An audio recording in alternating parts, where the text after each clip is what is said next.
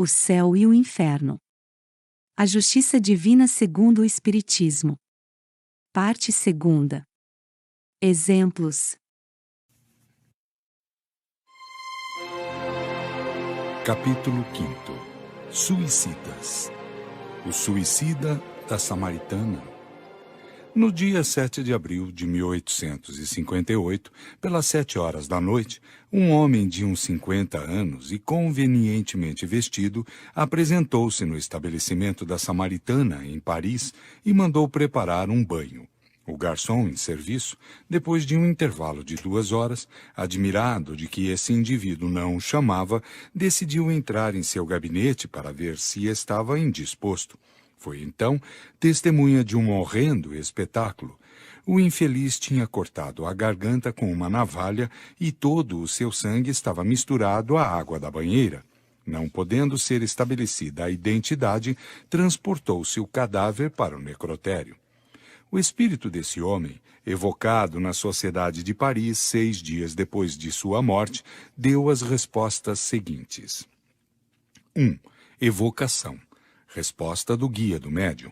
Espere, ele está aí. 2. Onde estais agora? Resposta. Eu não sei. Dizei-me, onde estou? 3. Estais numa assembleia de pessoas que se ocupam de estudos espíritas e que são benevolentes convosco? Resposta. Dizei-me se vivo. Eu sufoco no caixão.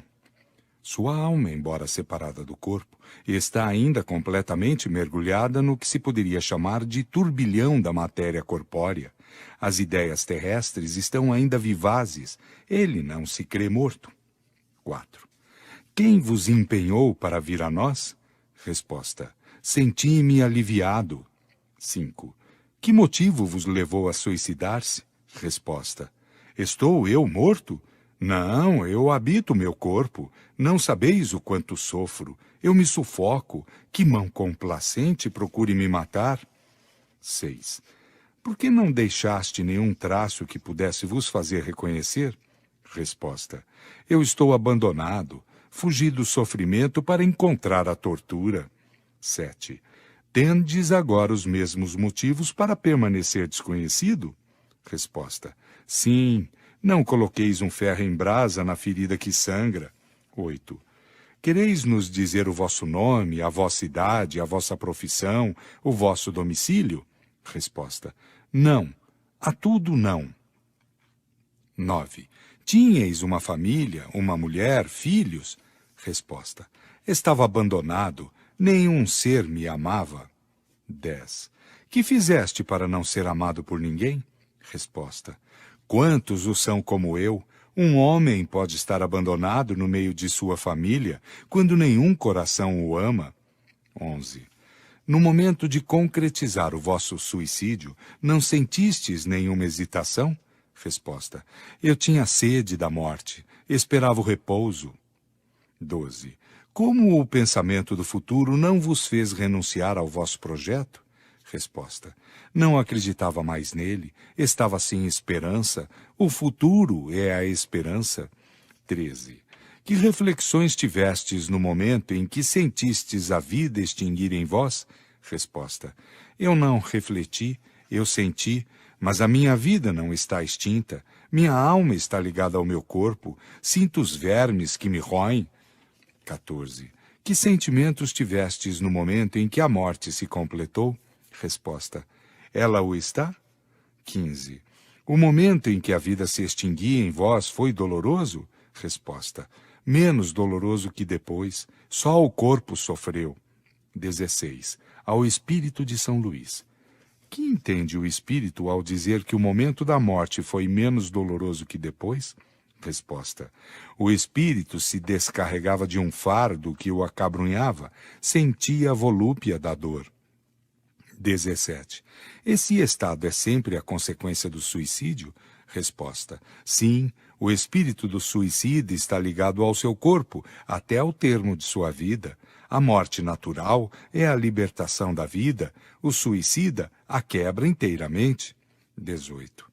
Esse estado é o mesmo em toda morte acidental, independente da vontade e que abrevia a duração natural da vida? Resposta: não. Que entendeis por suicídio? O espírito não é culpado senão de suas obras. Esta dúvida da morte é muito comum nas pessoas falecidas há pouco e, sobretudo, naquelas que durante a sua vida não elevaram sua alma acima da matéria. É um fenômeno bizarro à primeira vista, mas que se explica muito naturalmente. Se há um indivíduo posto em sonambulismo pela primeira vez, pergunta-se se dorme e ele responde quase sempre não, e a sua resposta é lógica. O interrogador foi quem colocou mal a questão, servindo-se de um termo impróprio. A ideia do sono, na nossa língua usual, está ligada à suspensão de todas as faculdades sensitivas. Ora, o sonâmbulo que pensa, que vê e que sente, que tem a consciência de sua liberdade moral, não pensa dormir e, com efeito, não dorme, na acepção vulgar da palavra. Por isso, ele responde não, até que esteja familiarizado com essa maneira de entender a coisa. Ocorre o mesmo no homem que acaba de morrer. Para ele, a morte é o aniquilamento do ser. Ora, como o sonâmbulo, ele vê, sente e fala. Portanto, para ele, não está morto, e o diz até o momento em que adquire a intuição de seu novo estado. Essa ilusão é sempre mais ou menos penosa, porque nunca é completa e deixa o espírito numa certa ansiedade. No exemplo acima, ela é um verdadeiro suplício pela sensação dos vermes que roem o corpo e pela sua duração, que deve ser a que teria a vida desse homem se não fosse abreviada. Este estado é frequente entre os suicidas, mas não se apresenta sempre em condições idênticas. Varia, sobretudo, em duração e intensidade, segundo as circunstâncias agravantes ou atenuantes da falta. A sensação dos vermes e da decomposição do corpo não é mais especial nos suicidas. Ela é frequentemente naqueles que viveram mais da vida material que da vida espiritual. Em princípio, não há falta impune, mas não há regra uniforme e absoluta nos meios de punição. O pai e o conscrito. No começo da guerra com a Itália, em 1859, um negociante de Paris, pai de família, gozando da estima geral de todos os seus vizinhos, tinha um filho que fora sorteado para o serviço militar. Achando-se, por sua posição, na impossibilidade de exonerá-lo do serviço, teve a ideia de se suicidar a fim de isentá-lo como filho único de viúva. Foi evocado um ano depois na Sociedade de Paris a pedido de uma pessoa que o conhecera e que desejava conhecer a sua condição no mundo dos espíritos. A São Luís. Quereis nos dizer se podemos evocar o homem de quem se acaba de falar? Resposta: sim, ele ficará mesmo muito feliz, porque será um pouco aliviado. 1. Evocação. Resposta: oh, obrigado, eu sofro muito, mas é justo, entretanto ele me perdoará.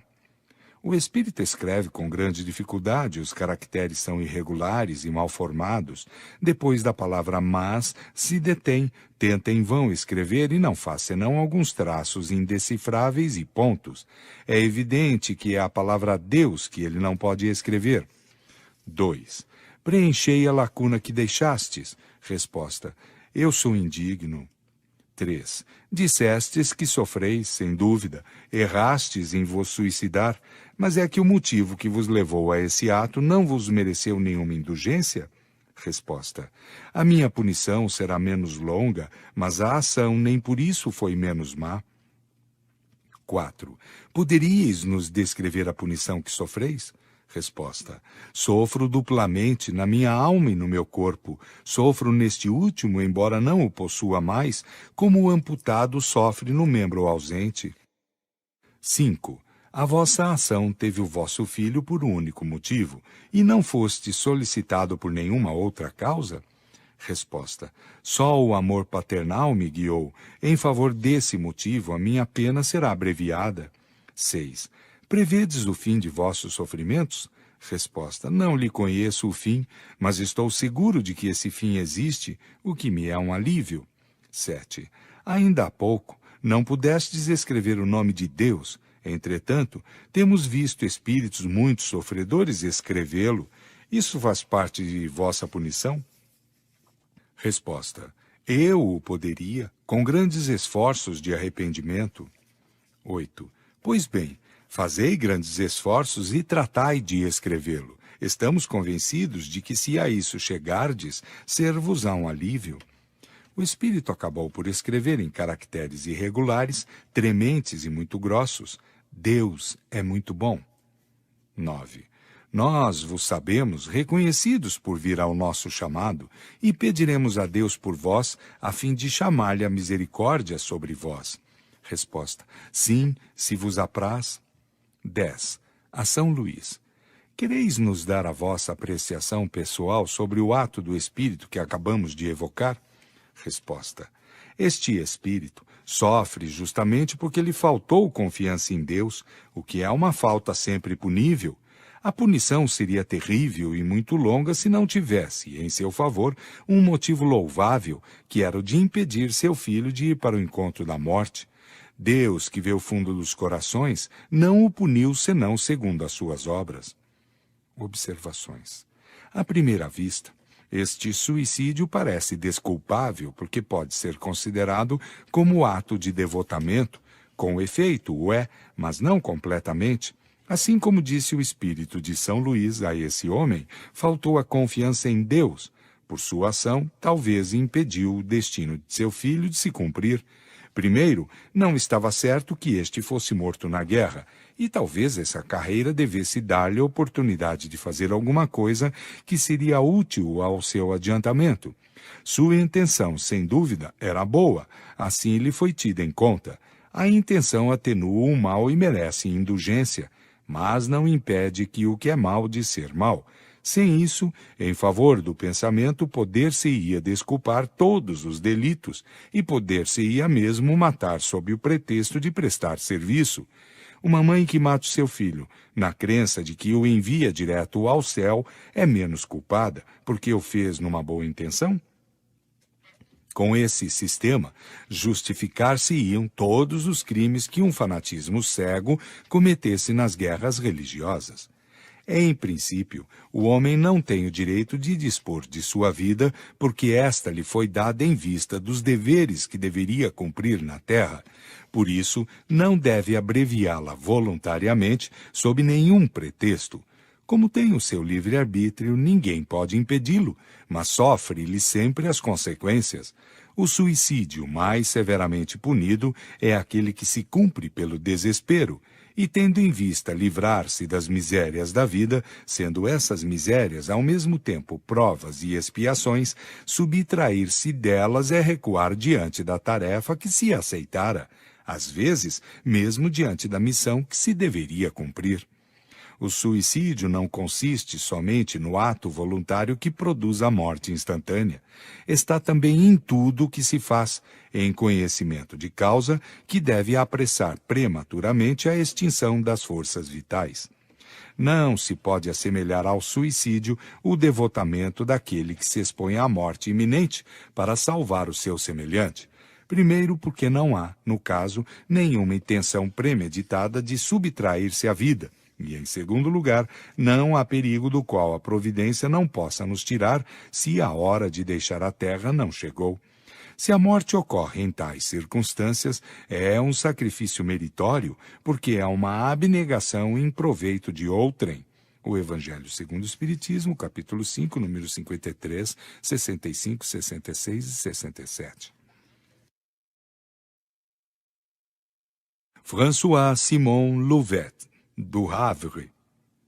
A comunicação seguinte foi dada espontaneamente numa reunião espírita no Havre, em 12 de fevereiro de 1863. Aspas. Tende piedade de um pobre miserável que sofre há muito tempo de tão cruéis torturas. Ó, o vazio, o espaço, eu caio, acudam. Meu Deus, tive uma vida tão miserável. Era um pobre diabo, sofria frequentemente de fome nos meus velhos dias. Foi por isso que me pus a beber e tinha vergonha e desgosto de tudo. Eu queria morrer e me atirei. Oh, meu Deus, que momento! Por que, pois, desejar acabá-la quando estava tão próximo do fim? Orai para que eu não veja mais sempre esse vazio abaixo de mim. Vou quebrar-me nessas pedras. A isso vos conjuro, a vós que tendes conhecimento das misérias daqueles que não estão mais nesse mundo. Dirijo-me a vós, embora não me conheçais, porque sofro tanto. Por que querer provas? Eu sofro. Não é isto bastante? Se tivesse fome no lugar deste sofrimento mais terrível, mas invisível para vós, não hesitaríeis em me aliviar dando-me um pedaço de pão? Eu vos peço, orar por mim. Não posso permanecer por mais tempo. Pedi a um desses felizes que estão aqui e sabereis quem eu era. Orai por mim. Fecha aspas. François Simon Louvet. O guia do médium. Aquele que acaba de se dirigir a ti, meu filho, é um pobre infeliz que tinha uma prova de miséria na terra, mas o desgosto a roubou. Faltou-lhe a coragem, e o infortunado, em lugar de olhar para o alto, como deveria fazê-lo, deu-se à bebedeira, desceu aos últimos limites do desespero e pôs termo à sua triste prova, lançando-se da torre de François I, em 22 de julho de 1857. Tende piedade de sua pobre alma, que não é avançada, mas que, todavia, tem bastante conhecimento da vida futura para sofrer e desejar uma nova prova. Orai a Deus para conceder-lhe essa graça e fareis uma boa obra. Tendo-se pesquisado, encontrou-se no Jornal do Havre de 23 de julho de 1857 o artigo seguinte, do qual aqui está a substância. Aspas.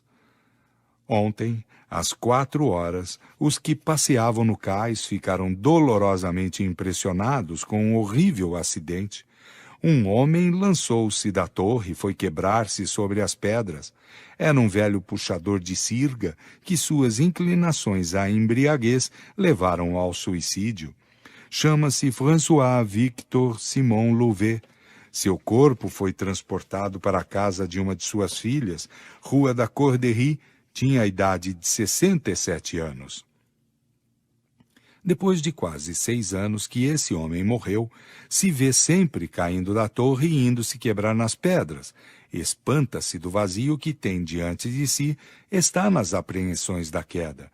E isso há 6 anos. Quanto isso durará? Ninguém o sabe, e essa incerteza aumenta suas angústias. E isso não vale o inferno e suas chamas? Quem revelou esses castigos? Foram inventados? Não. São aqueles mesmos que os sofreram que vêm descrevê-los, como outros descrevem as suas alegrias. Frequentemente o fazem espontaneamente, sem que se pense neles, o que exclui toda a ideia de que se seja o joguete da própria imaginação. Uma mãe e seu filho. No mês de março de 1865, o Sr. C., reticências, negociante numa pequena cidade perto de Paris, tinha em sua casa seu filho, com a idade de 21 anos, gravemente enfermo. Esse jovem, sentindo-se no momento de expirar, chamou sua mãe e ainda teve forças para abraçá-la. Esta disse-lhe, vertendo lágrimas abundantes: Vai, meu filho, precede-me, não tardarei em seguir-te. Ao mesmo tempo ela saiu, escondendo a cabeça entre as mãos. As pessoas que se achavam presentes a esta cena pungente consideraram as palavras da senhora C., reticências, como simples explosão de dor que o tempo e a razão deveriam apaziguar. Entretanto, tendo o doente sucumbido, foi procurada em toda a casa e encontrada enforcada no celeiro. O enterro da mãe se fez ao mesmo tempo que o de seu filho. Evocação do filho vários dias depois do fato. Pergunta: tendes conhecimento da morte de vossa mãe, que se suicidou sucumbindo ao desespero que vossa perda lhe causou? Resposta: sim, e sem o desgosto que me causou o cumprimento de sua fatal resolução, eu seria perfeitamente feliz.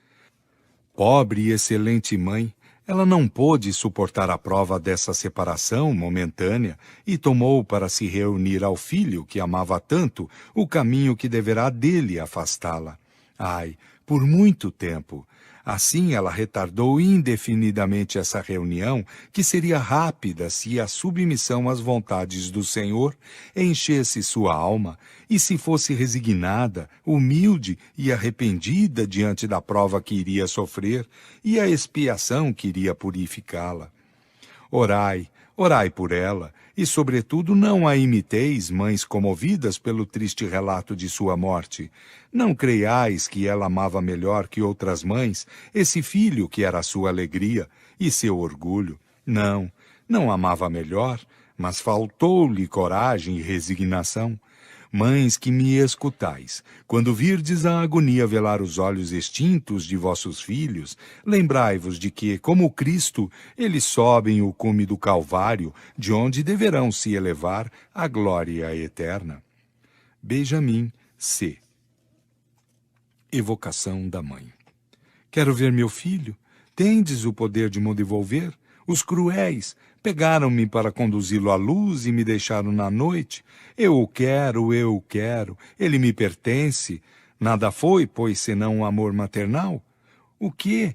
Ter carregado 9 meses, nutrido com seu leite a carne de sua carne, o sangue de seu sangue, ter guiado os seus primeiros passos, tê-lo ensinado a balbuciar o nome sagrado de Deus e o doce nome de mãe, ter feito dele um homem pleno de atividade, de inteligência, de honestidade, de retidão, de amor filial, e perdê-lo quando realizava as esperanças que se conceberam dele, que um futuro brilhante se lhe abria à frente. Não, Deus não é justo, não é o Deus das mães, não compreende o seu desespero e a sua dor, e quando me dou a morte para não deixar meu filho, mo arrebata de novo.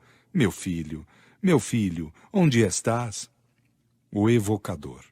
Pobre mãe, nos compadecemos com a vossa dor, mas tomastes um triste meio para estar reunida ao vosso filho. O suicídio é um crime aos olhos de Deus e deveríeis pensar que ele pune toda a infração às suas leis. A privação da visão de vosso filho é a vossa punição. A mãe. Não, eu acreditava a Deus melhor que os homens. Eu não cria em seu inferno, mas na reunião das almas que se amam, como nos amamos. Eu me enganei. Não é ao Deus justo e bom, uma vez que não compreendeu a imensidade de minha dor e de meu amor. Oh, quem me devolverá o meu filho? Perdi-o, pois, para sempre? Piedade, piedade, meu Deus. O evocador. Vejamos, acalmai o vosso desespero. Pensai que se há um meio para rever o vosso filho, esse não é blasfemando contra Deus, como o fazeis.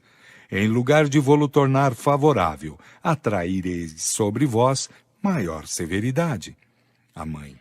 Disseram-me que não o reveria mais. Compreendi que foi para um paraíso que o conduziram. E eu? Estou, pois, no inferno? O inferno das mães? Ele existe. Não o vejo, senão muito. O evocador. Vosso filho não está perdido, sem retorno, crede-me, certamente o revereis, mas é necessário merecê-lo pela vossa submissão à vontade de Deus, ao passo que, pela vossa revolta, podeis retardar esse momento indefinidamente. Escutai-me, Deus é infinitamente bom, mas é infinitamente justo. Jamais pune sem causa, e se vos infligiu grandes dores na terra, foi porque as merecestes. A morte de vosso filho era uma prova para a vossa resignação. Infelizmente, nela sucumbistes quando viva, e eis que depois de vossa morte, nela sucumbis de novo. Como quereis que Deus recompense os seus filhos rebeldes? Mas ele não é inexorável, acolhe sempre o arrependimento do culpado. Se aceitasseis sem murmurar e com humildade a prova que vos enviava por essa separação momentânea, e se esperasseis pacientemente que lhe aprouvesse vos retirar da terra, Na vossa entrada no mundo em que estais, imediatamente reveríeis o vosso filho, que viria vos receber e estender os braços. Teríeis a alegria de vê-lo radioso após esse tempo de ausência. O que fizestes e o que fazeis ainda neste momento coloca uma barreira entre vós e ele. Não creais que ele esteja perdido nas profundezas do espaço. Não, está mais perto de vós do que não o credes. Mas um véu impenetrável oculta-o à vossa visão. Ele vos vê e vos ama sempre, e geme da triste posição onde vos mergulhou a vossa falta de confiança em Deus. Chama, com todos os seus votos, o momento afortunado de se vos mostrar. Só de vós depende apressar ou retardar este momento. Orai a Deus e dizei comigo: Meu Deus, perdoai-me por haver duvidado de vossa justiça e de vossa bondade. Se me punistes, reconheço que mereci. Dignai-vos aceitar o meu arrependimento e a minha submissão à vossa santa vontade. A mãe: Que clarão de esperança vindes de fazer luzir em minha alma. Foi um relâmpago na noite que me cerca. Obrigada, eu vou orar. Adeus. C. Reticências. A morte, mesmo pelo suicídio, não produziu nesse espírito a ilusão de se crer ainda vivo. Ele tem perfeita consciência de seu estado. É que em outros a punição consiste nessa própria ilusão, nos laços que os prendem aos seus corpos. Esta mulher quis deixar a terra para seguir o seu filho, no mundo em que ele entrou. Era necessário que ela soubesse que estava nesse mundo para ser punida, não o reencontrando ali. Sua punição é precisamente saber que não vive mais corporalmente e no conhecimento que tem de sua situação. Assim é que a cada falta é punida pelas circunstâncias que a acompanham, e que não há punições uniformes e constantes para as faltas do mesmo gênero. Duplo suicídio, por amor e por dever. Um jornal do dia 13 de junho de 1862 continha o relato seguinte, aspas, A senhorita Palmir, modista, morando na casa de seus pais, era dotada de um exterior encantador, ao qual se juntava o mais amável caráter. Por isso, era ela procurada em casamento. Entre os aspirantes à sua mão, ela distinguira o Sr. B., reticências, que sentia por ela uma viva paixão. Embora ela mesma o amasse muito, entretanto, acreditou dever, por respeito filial, render-se aos desejos de seus pais, esposando o Sr. D., reticências, cuja posição social lhes parecia mais vantajosa que a de seu rival. Os senhores B. e D. eram amigos íntimos. Embora não tivessem juntos nenhuma relação de interesse, eles não cessavam de se verem. O amor mútuo de B. e de Palmir, tornada a senhora D., não se enfraquecera, e como se esforçavam por comprimi-lo, ele aumentava em razão mesmo da violência que se lhe fazia. Para tentar extingui-lo, B. decidiu se casar. Esposou uma jovem possuindo eminentes qualidades e fez todo o possível para amá-la, mas não tardou a perceber que esse meio heróico era impotente para curá-lo. Não obstante, durante 4 anos, nem B, nem a senhora D faltaram aos seus deveres. O que sofreram não se poderia expressar, porque D, que amava verdadeiramente o seu amigo, atraía-o sempre para sua casa, e quando queria fugir, constrangia-o a permanecer. Os dois amantes, aproximados um dia por uma circunstância fortuita que não procuraram, se informaram do estado de sua alma e concordaram em pensar que a morte era o único remédio para os males que sofriam. Resolveram morrer juntos e executarem o seu projeto no dia seguinte, devendo o Sr. D. estar ausente de seu domicílio uma grande parte do dia. Depois dos últimos preparativos, escreveram uma longa e tocante carta explicando a causa de morte que se deram para não faltarem aos seus deveres. Terminavam pedindo perdão e rogando estarem reunidos no mesmo túmulo. Quando o Sr. D. voltou, encontrou-os asfixiados. Ele respeitou seu último desejo e quis que no cemitério não estivessem separados. Tendo o fato sido proposto na Sociedade de Paris como objeto de estudo, um espírito respondeu, aspas, os dois amantes que se suicidaram não podem ainda responder-vos. Eu os vejo, estão mergulhados na perturbação e amedrontados pelo sopro da eternidade. As consequências morais de sua falta puni-los-á durante migrações sucessivas, onde suas almas separadas procurar-se-ão sem cessar, e sofrerão o duplo suplício do pressentimento e do desejo. Cumprida a expiação, estarão reunidos para sempre no seio do eterno amor. Em 8 dias, na vossa próxima sessão, podereis evocá-los, eles virão, mas não se verão. Uma noite profunda, por muito tempo, os esconderá um do outro. 1. Evocação da mulher. Vedes o vosso amante, com o qual vos suicidastes? Resposta. Eu não vejo nada. Não vejo mesmo os espíritos que vagueiam comigo na morada que estou. Que noite, e que véu espesso sobre a minha vista. 2. Que sensação experimentastes quando despertastes depois de vossa morte? Resposta. Estranha. Eu tinha frio e eu queimava. O gelo corria em minhas veias e o fogo estava na minha fronte. Coisa estranha, mistura inaudita. O gelo e o fogo parecendo me constranger. Pensei que iria sucumbir por uma segunda vez. 3. Sentistes uma dor física? Resposta. Todo o meu sofrimento lá está, e lá. Que quereis dizer com esse lá e lá? Lá no meu cérebro, lá no meu coração. É provável que se pudesse ver o espírito, tê-lo-ia visto levando a mão à sua fronte e ao seu coração. 4. Credes que estareis sempre nessa situação? Resposta. Oh, sempre, sempre, por vezes ouço risos infernais e vozes apavorantes que me uivam estas palavras. Sempre assim. 5. Pois bem, podemos vos dizer, com toda a segurança, que não o será sempre assim. Em vos arrependendo obtereis o vosso perdão. Resposta. Que dissestes? Não ouço. 6. Eu vos repito, que os vossos sofrimentos terão um fim, que podereis apressar com o vosso arrependimento, e nisso vos ajudaremos pela prece. Resposta. Não ouvi senão uma palavra e vagos sons. Essa palavra é graça, é graça. Que quisestes falar? Falastes de graça?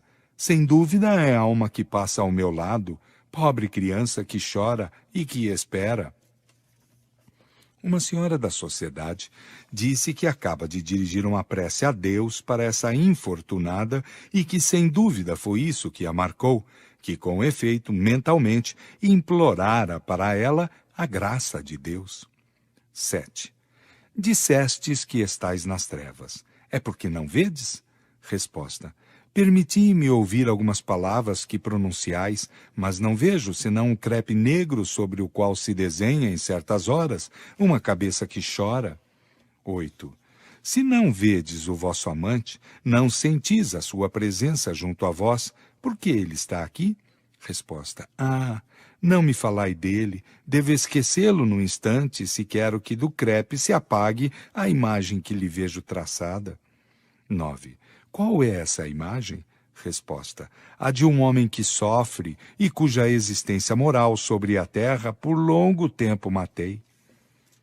Lendo esse relato, de início se está disposto a encontrar para esses suicidas circunstâncias atenuantes, a considerá-la mesmo como um ato heróico, uma vez que foi provocado pelo sentimento do dever. Vê-se que foi julgado de outro modo, e que a pena dos culpados é longa e terrível por se refugiarem voluntariamente na morte, a fim de fugirem da luta. A intenção de não faltarem aos seus deveres, sem dúvida, é digna, e isso lhe será levado em conta mais tarde. Mas o verdadeiro mérito seria vencer o arrastamento, ao passo que fizeram como desertor, que se esquiva no momento do perigo. A pena dos dois culpados, como se vê, consistirá em se procurarem por muito tempo sem se reencontrarem, seja no mundo dos espíritos, seja em outras reencarnações terrestres. Ela está momentaneamente agravada pela ideia de que seu estado presente deverá durar sempre, fazendo essa ideia parte do castigo. Não lhes foi permitido ouvir as palavras de esperança que lhes foram dirigidas. Aqueles que achariam essa pena bem terrível e bem longa, sobretudo se ela não dava cessar senão depois de algumas reencarnações, diremos que a sua duração não é absoluta e que dependerá da maneira como suportarão as suas provas futuras, no que se pode ajudá-los pela prece. Eles serão, como todos os espíritos culpados, os árbitros de seu próprio destino. Entretanto, isso não vale ainda mais que a danação eterna, sem esperança, a qual estão irrevogavelmente condenados, segundo a doutrina da Igreja, que os considera de tal modo como devotados para sempre ao inferno, que lhes recusou as últimas preces sem dúvida como inúteis? Luís e a Pespontadeira de Botinas. Há 7 ou 8 meses, o chamado Luís G., reticências, oficial sapateiro, fazia a corte a uma senhorita Victorine R., reticências, Pespontadeira de Botinas, com a qual deveria se casar muito proximamente, uma vez que os anúncios estavam em curso de publicação. Estando as coisas nesse ponto, os jovens se consideravam quase como definitivamente unidos, e por medida de economia, o sapateiro vinha, cada dia, tomar as suas refeições na casa de sua futura esposa. Um dia, tendo Luís vindo, como de costume, cear na casa da Pespontadeira de Botinas, sobreveio uma contestação a propósito de uma futilidade. Obstinou-se de parte a parte, e as coisas chegaram ao ponto que Luís deixou a mesa e partiu jurando nunca mais voltar. No dia seguinte, entretanto, o sapateiro veio pedir perdão. Sabe-se que a noite é boa conselheira, mas a operária, talvez prejulgando segundo a cena da véspera, o que poderia sobrevir quando não houvesse mais tempo para se desdizer, recusou-se reconciliar, e protestos, lágrimas, desespero, nada pôde dobrá-la. Passados vários dias, desde aquele da desavença, Luís, esperando que sua bem-amada seria mais tratável, quis tentar uma última negociação. Chegou, pois, e bateu de modo a se fazer reconhecer, mas se lhe recusou abrir. Então, novas súplicas da parte do pobre desapossado, novos protestos através da porta, mas nada pôde tocar a implacável pretendida. Adeus, pois, malvada, exclamou, enfim, o pobre jovem. Adeus para sempre. Tratai de encontrar um marido que vos ame tanto como eu. No mesmo tempo, a jovem ouviu uma espécie de gemido abafado, depois como o barulho de um corpo que tomba deslizando ao longo de sua porta, e tudo entrou no silêncio. Então, ela imaginou que Luís se instalara sobre a soleira para esperar a sua primeira saída. Ela, porém, se prometeu não pôr o pé fora enquanto ele lá estivesse. Havia apenas um quarto de hora que isso se passara, quando um locatário que passava sobre o patamar com luz soltou uma exclamação e pediu socorro. Logo chegaram os vizinhos, e a senhorita Victorine, tendo igualmente aberto a sua porta, lançou um grito de horror, percebendo, estendido sobre o patamar da escada, o seu pretendido, pálido e inanimado. Cada um se apressou em lhe dar socorro, mas logo se percebeu ser tudo inútil e que ele cessara de existir. O infeliz jovem mergulhara o seu trinchete na região do coração e o ferro permaneceu na ferida.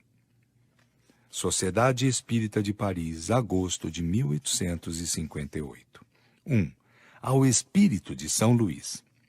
A jovem causa involuntária da morte de seu amante, dela tem a responsabilidade? Resposta: sim, porque ela não o amava. 2. Para prevenir essa infelicidade, deveria esposá-lo apesar de sua repugnância? Resposta: ela procurava uma ocasião para separar-se dele. Fez no começo de sua ligação o que teria feito mais tarde. 3. Assim, a sua culpabilidade consistiu em entreter nele sentimentos que não partilhava, sentimentos que foram a causa da morte do jovem? Resposta: sim, é isso. 4. Sua responsabilidade, nesse caso, deve ser proporcional à sua falta. Não deve ser tão grande como se ela tivesse provocado voluntariamente a morte? Resposta: isto salta aos olhos. 5. O suicídio de Luís encontra uma desculpa no desvario em que o mergulhou a obstinação de Victorine? Resposta: sim, porque o seu suicídio que provém do amor é menos criminoso aos olhos de Deus que o suicídio do homem que quer se livrar da vida por um motivo de frouxidão. Tendo o espírito de Luís G. sido evocado uma outra vez, se lhe dirigiram as seguintes perguntas. 1. Que pensais da ação que cometestes? Resposta: Victorine é uma ingrata. Eu errei em matar-me por ela, porque ela não o merecia. 2. Portanto, ela não vos amava? Resposta: não, no início ela acreditou, iludia-se. A cena que lhe fiz abriu-lhe os olhos. Então ela ficou contente com esse pretexto para se desembaraçar de mim. 3. E vós a amáveis sinceramente?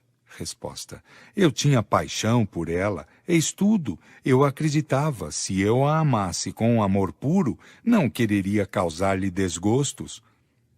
4. Se ela soubesse que queríeis realmente vos matar, persistiria em sua recusa? Resposta: eu não sei. Não creio, porque ela não é má, mas seria infeliz. Vale ainda mais para ela que isso tenha se passado assim. 5. Chegando à sua porta, tinhais a intenção de vos matar em caso de recusa? Resposta: não, não pensava nisso. Não acreditava que ela fosse tão obstinada. Não foi senão quando vi a sua obstinação que então uma vertigem me tomou. 6. Pareceis não lamentar o vosso suicídio, senão porque Victorine não o merecia. É o único sentimento que experimentais? Resposta: neste momento, sim. Estou ainda muito perturbado. Parece-me estar à porta, mas sinto outra coisa que não posso definir. 7. Compreendê-la-eis mais tarde? Resposta: sim, quando estiver desembaraçado. Foi mal o que fiz, deveria deixá-la tranquila. Fui fraco e disso carrego a pena. Vede, a paixão cega o homem e falo fazer tolices. Ele as compreende quando não há mais tempo. 8. Dissestes que disso carregais a pena. Que pena sofreis? Resposta: errei em abreviar a minha vida, não o devia. Deveria tudo suportar, de preferência, deixando-a acabar com o tempo. E depois sou infeliz, eu sofro. É sempre ela que me faz sofrer. Parece-me ainda lá, em sua porta, a ingrata. Não falai mais disso, não quero mais nisso pensar. Me faz muito mal. Adeus. Vê-se aí uma nova prova da justiça distributiva que preside a punição dos culpados, segundo o grau de sua responsabilidade. Na presente circunstância, a primeira falta é da jovem que entretera em Luís um amor que não partilhava e do qual gracejava. Ela carregará, pois, a maior parte da responsabilidade. Quanto ao jovem, é punido também pelo sofrimento que suporta, mas a sua pena é leve, porque não fez senão ceder a um movimento irrefletido e a um momento de exaltação, em lugar da fria premeditação daqueles que se suicidam para se subtraírem às provas da vida. 1. Ateu. O Sr. J. B. D.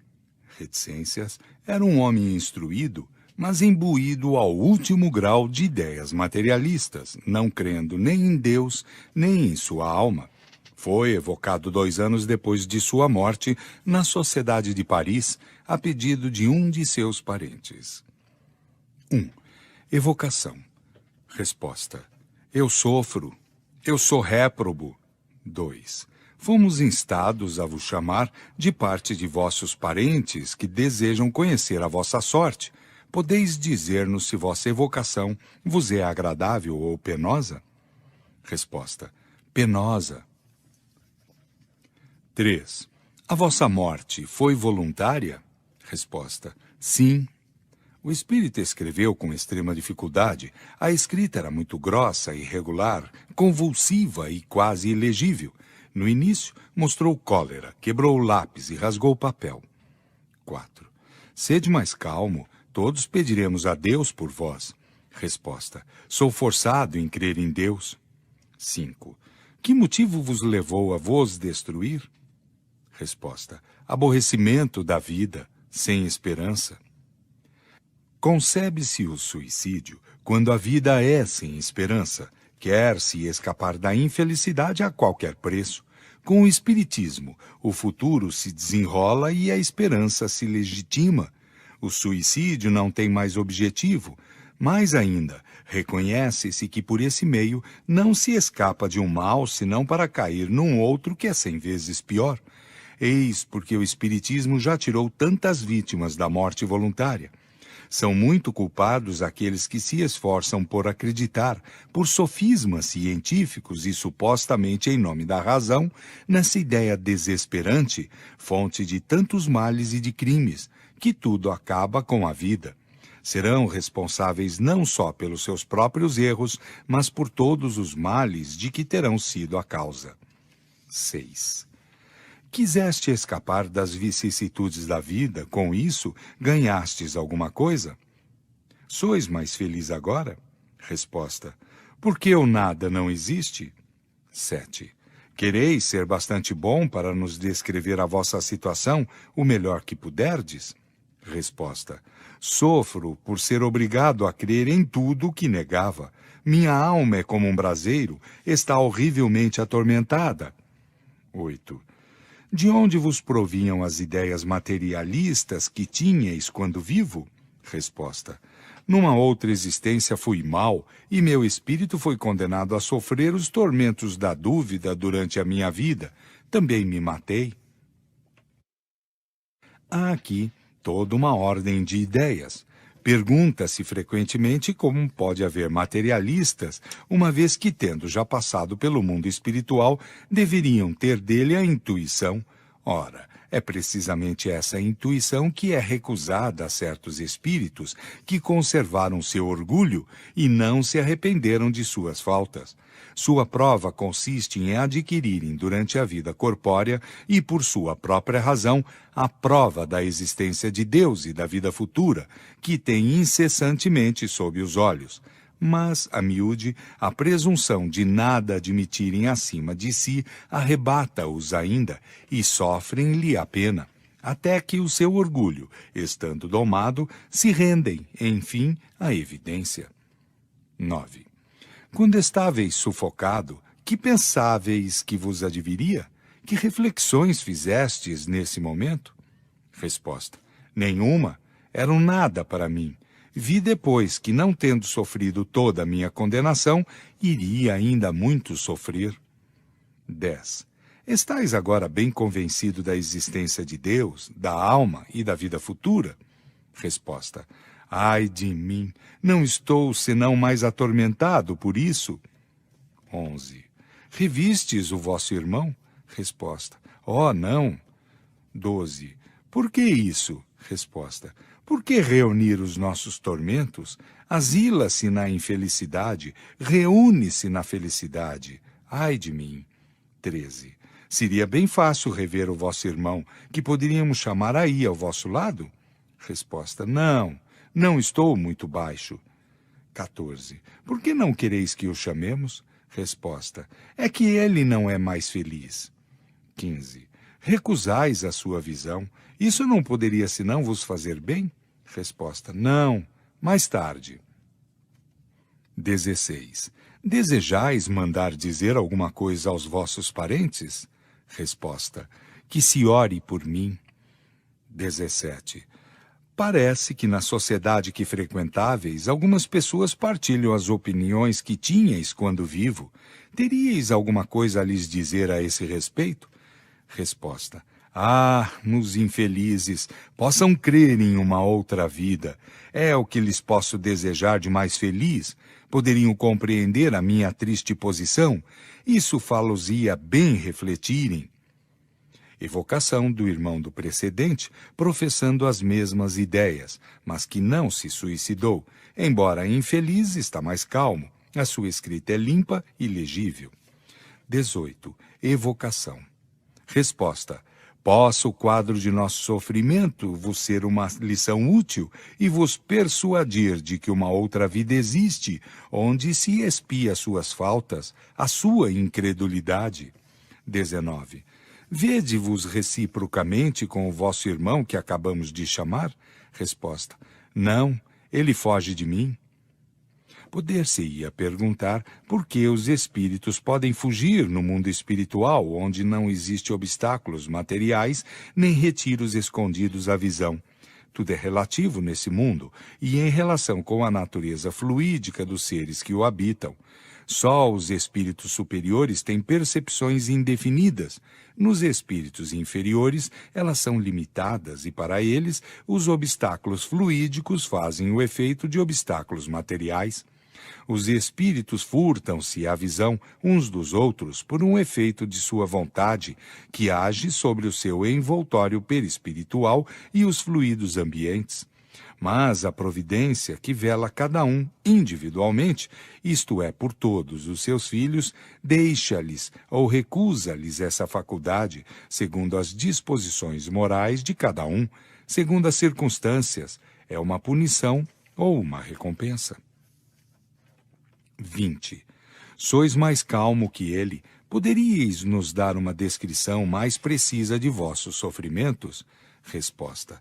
Sobre a terra, não sofreis em vosso amor próprio, em vosso orgulho, quando estáis obrigado em convir com os vossos erros? Vosso espírito não se revolta ao pensamento de vos humilhar diante daquele que vos demonstra que estáis no erro? Pois bem, que credes que sofre o espírito que durante toda uma existência se persuadiu de que nada existe depois dele, que tem razão contra todos? Quando de repente encontra-se em face da brilhante verdade, está aniquilado, está humilhado. A isso vem se juntar o remorso de ter podido, por tanto tempo, esquecer a existência de um Deus tão bom, tão indulgente. Seu estado é insuportável, não encontra nem calma nem repouso, não encontrará um pouco de tranquilidade, senão no momento em que a graça santa, quer dizer, o amor de Deus, tocá-lo, porque o orgulho se apodera de tal modo de nosso pobre espírito que o envolve inteiramente, e lhe é necessário ainda muito tempo para se desfazer dessa veste fatal. Não é senão a prece de nossos irmãos que pode nos ajudar a nos desembaraçarmos dele. 21. Quereis falar de vossos irmãos viventes ou espíritos? Resposta. De uns e de outros. 22. Enquanto conversávamos com o vosso irmão, uma pessoa aqui presente orou por ele. Essa prece lhe foi útil? Resposta. Ela não será perdida. Se recusa a graça agora, isso lhe virá quando estiver no estado de recorrer a essa divina panaceia. Vemos aqui um outro gênero de castigo, mas que não é o mesmo em todos os incrédulos. Independentemente do sofrimento, é a necessidade para esse espírito de reconhecer as verdades que renegara quando vivo. Suas ideias atuais denotam um certo progresso comparativamente com outros espíritos que persistem na negação de Deus. Já é alguma coisa em um começo de humildade em convir que se está enganado. É mais que provável que na sua próxima encarnação o incrédulo terá dado lugar junto de si ao sentimento inato da fé. Tendo transmitido à pessoa que nos pediu fazê-las o resultado dessas duas evocações, dela recebemos a resposta seguinte, aspas, não podeis crer, Senhor, o grande bem produzido pela evocação de meu sogro e de meu tio. Nós os reconhecemos perfeitamente. A escrita do primeiro, sobretudo, tem uma analogia impressionante com a que ele tinha quando vivo. Tanto melhor que durante os últimos meses que passou conosco, ela era brusca e indecifrável. Nela se encontram as mesmas formas de hastes de letras, de parágrafo e de certas letras. Quanto às palavras, às expressões e ao estilo, é ainda mais impressionante. Para nós, a analogia é perfeita, a não ser que está mais esclarecido sobre Deus, a alma e a eternidade, que ele negava tão formalmente outrora. Estamos, pois, perfeitamente convencidos de sua identidade. Deus disso será glorificado pela nossa crença mais firme no Espiritismo, e nossos irmãos espíritos e viventes, com isso, se tornarão melhores. A identidade de seu irmão não é menos evidente na diferença imensa de ateu ao crente. Reconhecemos o seu caráter, o seu estilo, o seu boleio de frases. Uma palavra, sobretudo, nos impressionou. Foi a de panaceia. Era a sua palavra habitual, dizia e repetia a cada instante. Comuniquei essas duas evocações a várias pessoas que se impressionaram com a sua veracidade. Mas os incrédulos, aqueles que partilham as opiniões de meus dois parentes, desejam respostas ainda mais categóricas. Que o senhor D, por exemplo, precisasse o local onde foi enterrado, aquele onde se afogou, de que maneira dali foi tirado, etc. Para satisfazê-los e convencê-los, não poderíeis evocá-lo de novo, e, nesse caso, poderíeis bem lhe endereçar as seguintes perguntas. Onde e como se cumpriu o seu suicídio? Quanto tempo ficou sob a água? Em que lugar o seu corpo foi encontrado? Em que lugar foi enterrado? De que maneira civil ou religiosa procedeu-se a sua inumação? Etc. Quereis, eu vos peço, Senhor, fazer responder categoricamente a essas perguntas, que são essenciais para aqueles que ainda duvidam. Estou persuadido do bem imenso que isso produzirá. Farei de modo que a minha carta vos chegue amanhã, sexta-feira, a fim de que possais fazer essa evocação na sessão da sociedade que deverá ocorrer nesse dia, etc. Fim de aspas. Respondemos a essa carta por causa do fato de identidade que ela constata. Aqui juntamos a resposta que lhe demos para a instrução das pessoas que não estão familiarizadas com as comunicações de além-túmulo. Aspas. As perguntas que nos pedistes endereçar ao espírito de vosso sogro, sem dúvida são ditadas por uma louvável intenção, a de convencer os incrédulos, porque em vós não se mistura nenhum sentimento de dúvida e de curiosidade. Mas um conhecimento mais perfeito da ciência espírita vos faria compreender que são supérfluas. Primeiro, pedindo-me para fazer os vossos parentes responderem categoricamente, sem dúvida, ignorais que não governamos os espíritos à nossa vontade. Eles respondem quando querem, como querem e frequentemente como podem. A sua liberdade de ação é ainda maior que de sua vida, e eles têm mais meios de escaparem ao constrangimento moral que se quisesse exercer sobre eles. As melhores provas de identidade são as que dão espontaneamente de sua própria vontade, ou que nascem das circunstâncias, e na maior parte do tempo é em vão que se procura provocá-las. Vosso parente provou a sua identidade de maneira irrecusável, segundo vós. É, pois, mais que provável que recusaria responder a perguntas que, com razão, pode considerar como supérfluas e feitas tendo em vista satisfazer a curiosidade de pessoas que lhe são indiferentes. Poderia responder, como o fazem frequentemente outros espíritos em semelhante caso. Para que serve perguntar coisas que sabeis? Acrescentará mesmo que o estado de perturbação e de sofrimento em que se encontra deve lhe tornar mais penosas pesquisas desse gênero. É absolutamente como se quisesse constranger um doente que pode apenas, com dificuldade, pensar e falar, a contar os detalhes de sua vida. E isso seguramente seria faltar às considerações que se deve à sua posição.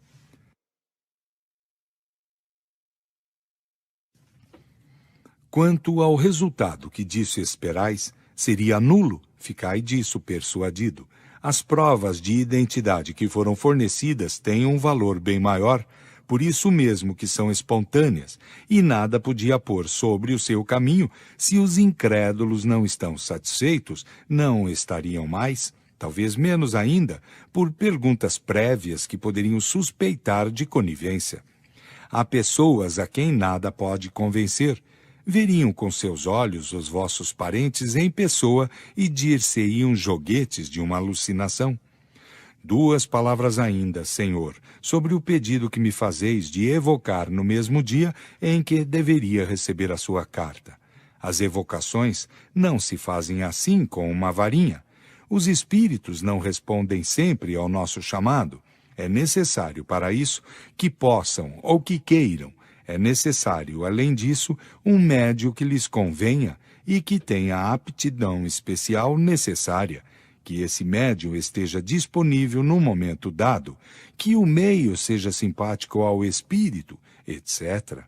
Todas circunstâncias pelas quais não se pode nunca responder e que importa conhecer quando se quer fazer a coisa seriamente. Senhor Felicien era um homem rico, instruído, poeta espiritual, de um caráter bom, cortês e cheio de amenidade, e de uma perfeita honorabilidade.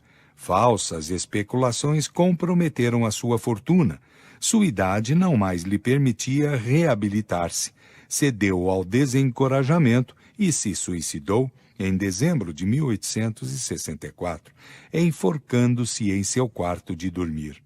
Não era nem materialista, nem ateu, mas homem de humor um pouco leviano, tomando pouco cuidado com a vida futura. Tendo-o conhecido intimamente, evocamo-lo 4 meses depois de sua morte, por simpatia pela sua pessoa. Evocação. Eu lamento a terra, aí tive decepções, mas menores que aqui. Sonhava maravilhas e estou abaixo da realidade ideal que lhe tinha. O mundo dos espíritos é bem misturado e para torná-lo suportável seria necessário uma boa triagem. Custa-me crer que esboços de costumes espíritas poder-se-ia fazer aqui. Balzac lançaria mão à obra, ele seria rude, mas eu não o percebi. Onde se encontram, pois, esses grandes espíritos que tão forte condenaram os vícios da humanidade? Eles deveriam, como eu, estacionar aqui por algum tempo antes de irem para as regiões mais elevadas. É um pandemônio curioso que me agrada observar e aqui permaneço. Se bem que o espírito declare encontrar-se numa sociedade muito misturada e, por consequência de espíritos inferiores, sua linguagem dava lugar para nos surpreender, em razão de seu gênero de morte, ao qual não faz nenhuma alusão, porque de outro modo seria bem o reflexo de seu caráter. Isso nos deixou algumas dúvidas sobre a sua identidade. Pergunta: quereis dizer-nos, eu vos peço, como morrestes? Resposta: como morri? Pela morte que escolhi, ela me agradou. Meditei muito tempo sobre o que deveria escolher para me libertar da vida, e, na verdade, confesso que não ganhei grande coisa, a não ser de estar livre de meus cuidados materiais, mas para reencontrá-los mais graves, mais penosos na minha posição de espírito, da qual não prevejo o fim. Pergunta ao guia do médium: foi bem o espírito do Sr. Felicien que respondeu? Essa linguagem quase indiferente nos espanta num suicida. Resposta: sim, mas por um sentimento desculpável em sua posição e que não compreendeis, ele não queria revelar o seu gênero de morte ao médium. Foi por isso que disse palavras ocas. Acabou por confessar, levado pela vossa pergunta direta, mas está muito aflito com isso. Ele sofre muito por ter se suicidado e afasta tanto quanto possa tudo aquilo que lhe lembra esse fim funesto. Pergunta ao Espírito: a vossa morte nos afetou tanto mais quanto prevíamos as tristes consequências para vós, e em razão, sobretudo, da estima e do apego que tínhamos por vós. Pessoalmente, nunca esqueci o quanto fostes bom e cortês para comigo. Ficaria feliz se vos pudesse testemunhar o meu reconhecimento, se posso fazer alguma coisa que vos seja útil. Resposta: e, todavia, eu não podia escapar, de outro modo, aos embaraços de minha posição material.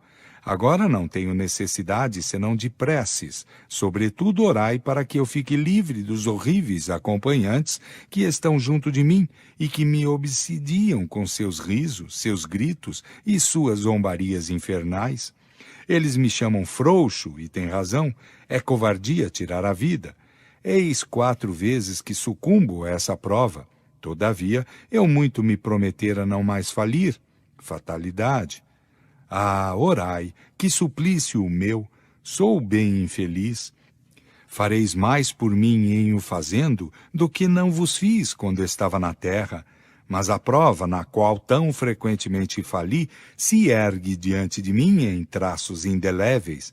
É necessário que eu a sofra de novo em um tempo dado. Terei a força para isso? Ah, tão frequentemente recomeçar a vida, por tanto tempo lutar e ser arrastado pelos acontecimentos para sucumbir, apesar de si, é desesperador mesmo aqui. Para isso é que tenho necessidade de força. Ela é aurida na prece. Disse: orai por mim. Eu quero orar também. Esse caso particular de suicídio, embora ocorrido em circunstâncias muito vulgares, apresenta-se, contudo, sob uma fase especial.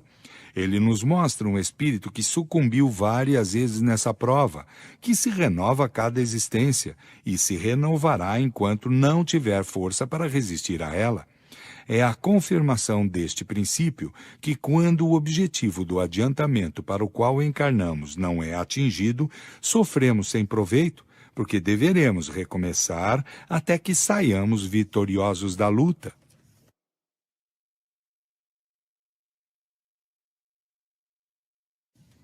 Ao Espírito do Sr. Felicien: escutai, eu vos peço, o que vou dizer-vos, e consenti meditar as minhas palavras.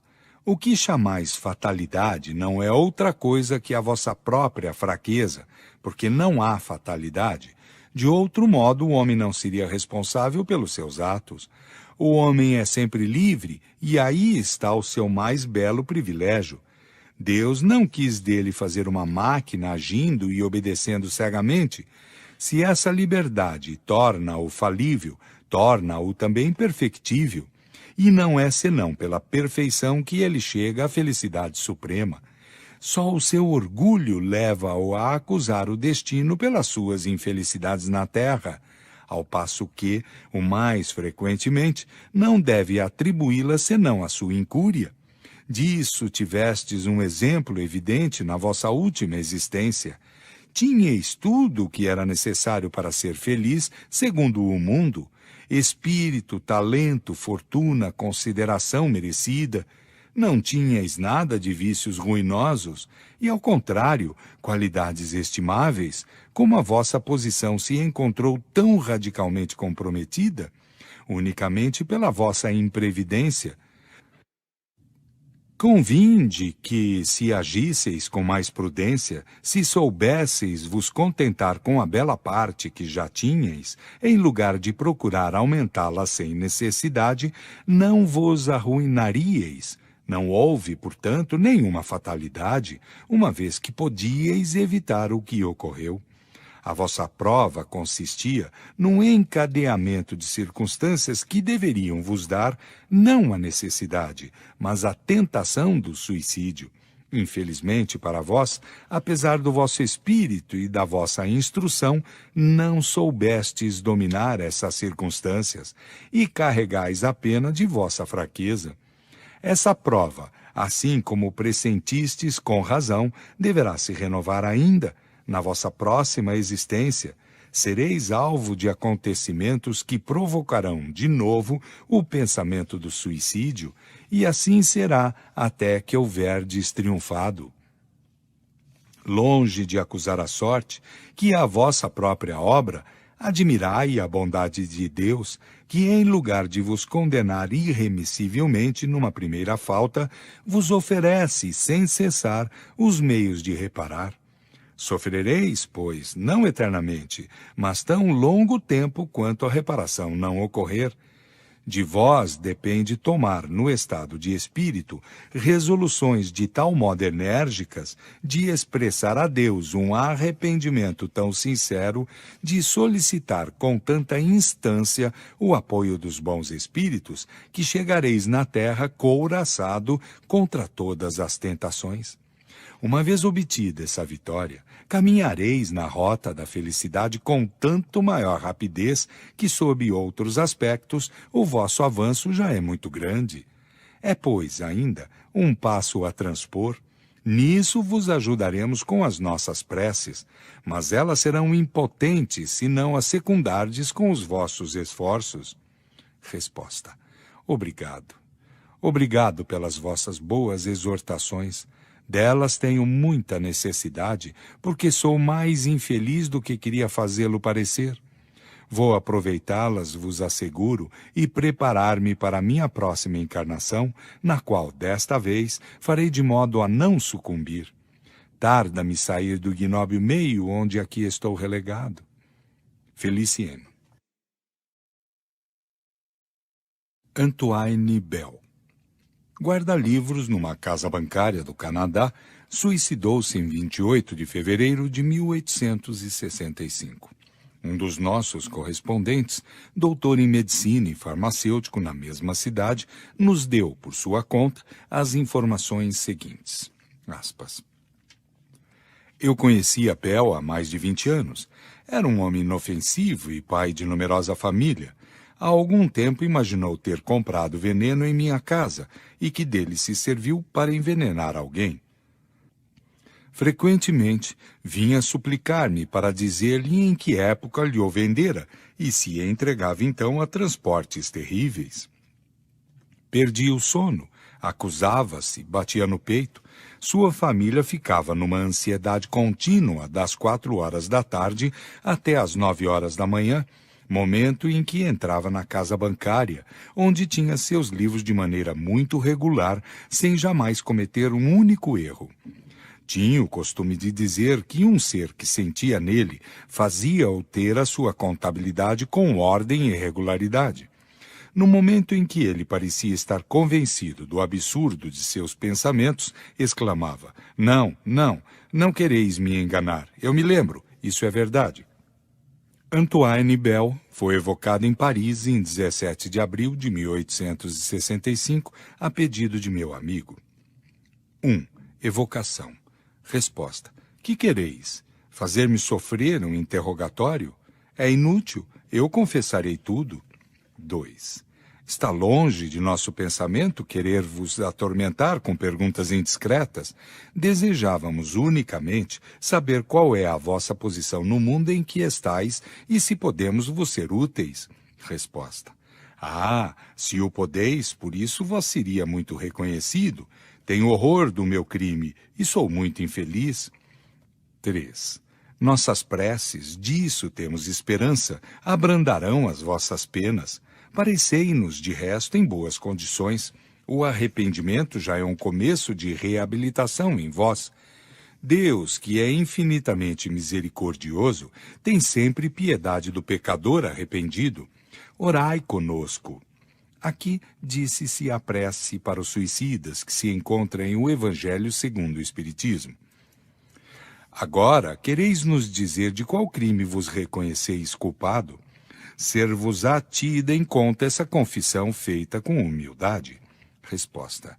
Deixai-me primeiro vos agradecer a esperança que acabais de fazer nascer em meu coração. Ai de mim! Há muito tempo eu vivia numa cidade da qual o Mar do Sul banhava as muralhas.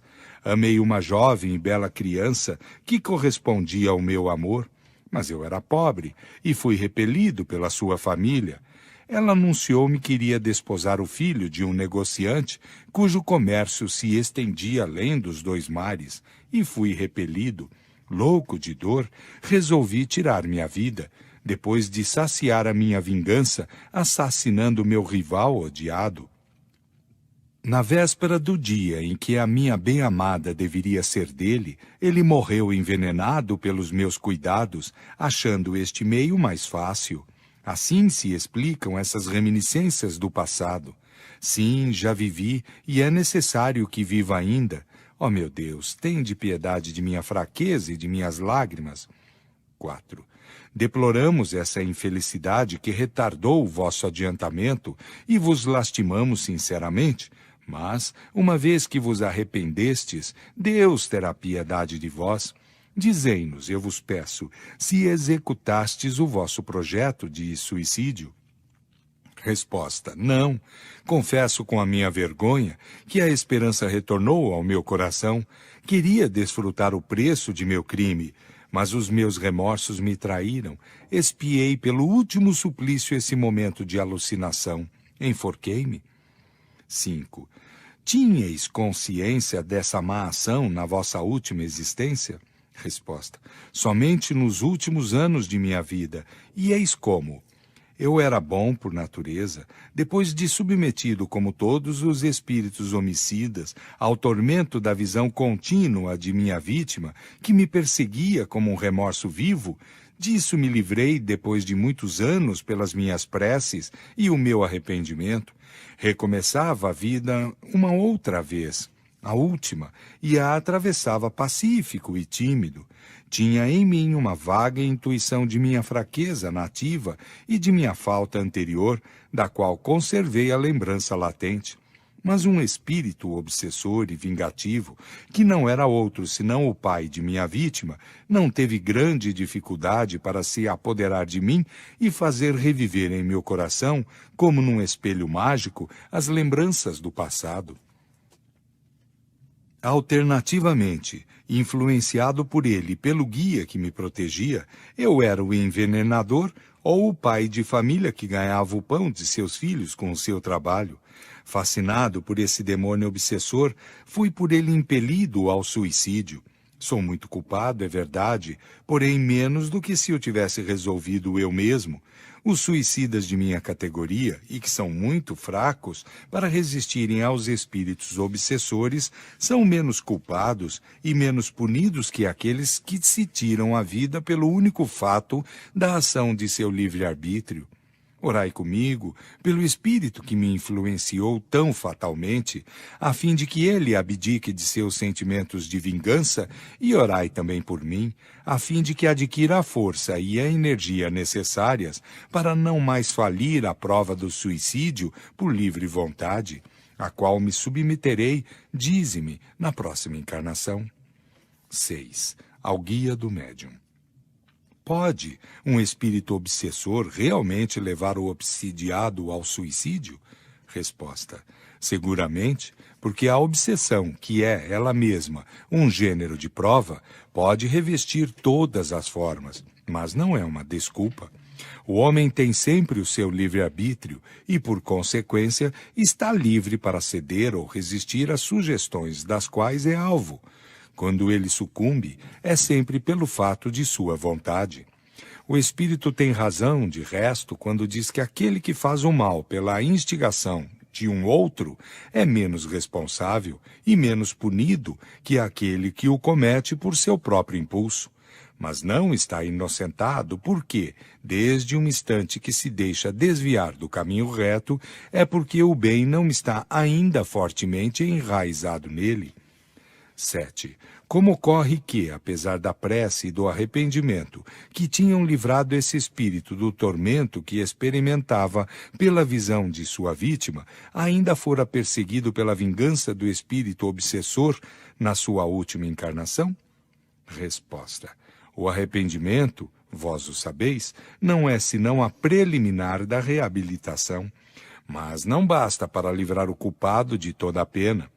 Deus não se contenta com promessas, é necessário provar por seus atos a solidez do retorno ao bem. Por isso, o espírito é submetido a novas provas que o fortifiquem, ao mesmo tempo que fazem adquirir um mérito a mais quando delas sai vitorioso. Será o alvo da perseguição dos maus espíritos até que estes o sintam bastante forte para lhes resistir. Então, eles o deixam em repouso, porque sabem que as suas tentativas seriam inúteis. Estes dois últimos exemplos nos mostram a mesma prova se renovando em cada encarnação, por tanto tempo quanto nela se sucumba. Antoine Bell nos mostra, por outro lado, o fato não menos instrutivo de um homem perseguido pela lembrança de um crime cometido numa existência anterior, como um remorso e uma advertência. Vemos por aí que todas as existências são solidárias umas com as outras.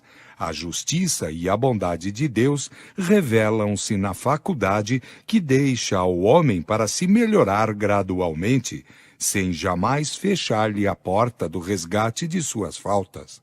O culpado é punido pela sua própria falta, e a punição, em lugar de ser uma vingança de Deus, é o meio empregado para fazê-lo progredir.